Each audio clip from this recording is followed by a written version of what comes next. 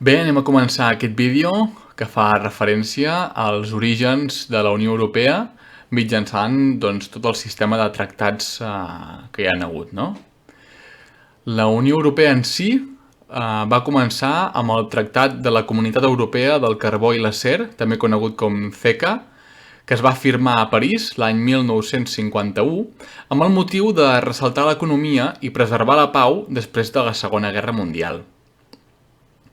6 anys després, tindríem dos tractats molt importants també, com van ser el Tractat de la Comunitat Econòmica Europea, la CEE, o el Tractat de l'Energia Atòmica, l'Euratom. Ambdós tractats van ser signats el 25 de març de 1957 a Roma pels 6 membres inicials d'aquesta comunitat europea, no? Que eren el Benelux, que és Bèlgica, Holanda i Luxemburg, França, Itàlia i l'Alemanya de l'Oest. Fent referència al Tractat de la Comunitat Econòmica Europea, aquest pretenia instaurar un mercat comú eliminant les duanes i creant una zona de lliure comerç de mercaderies, capital i treball entre els països membres. També unifica els tribunals de justícia i les assemblees legislatives, així com la política agrícola comuna, la PAC. L'Euratom, el Tractat de l'Energia Atòmica, pretenia coordinar els programes d'investigació nuclear civil. El següent tractat que tindríem és el Tractat de Brussel·les, que es va signar el 1965 i el que pretenia era unificar la Comissió i el Consell. Arribem, ara sí, a un dels tractats més importants que tenim, que és la Acta Única Europea.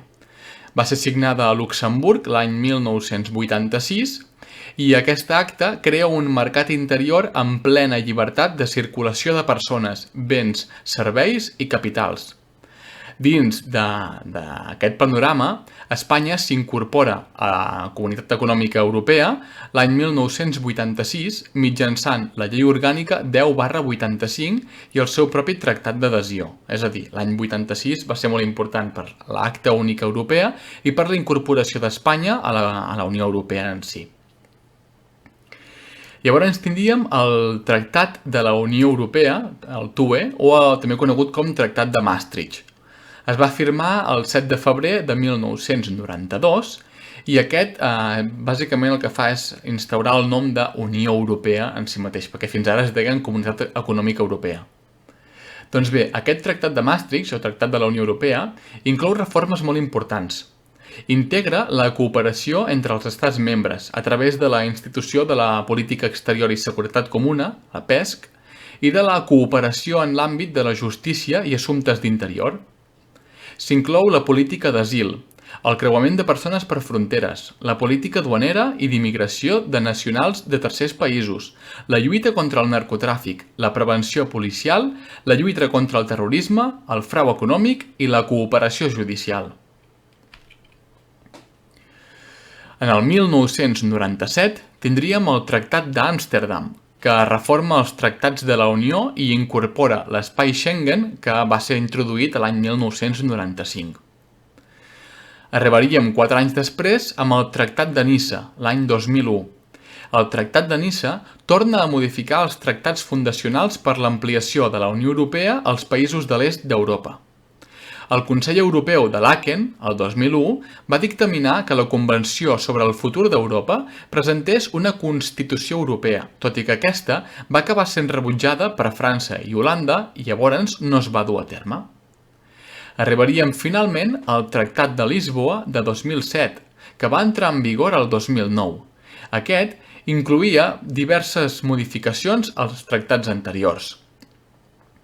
Definia la presidència del Consell d'Europa a 2 anys i mig amb una reelecció, definia la reducció dels membres del Consell d'Europa, establia que el Parlament Europeu tingués 751 diputats, amb 54 escons per a Espanya, tot i que amb la sortida del Regne Unit a través del Brexit, el Parlament ha quedat amb 705 diputats i Espanya, d'aquests 705, 59 són els seus escons.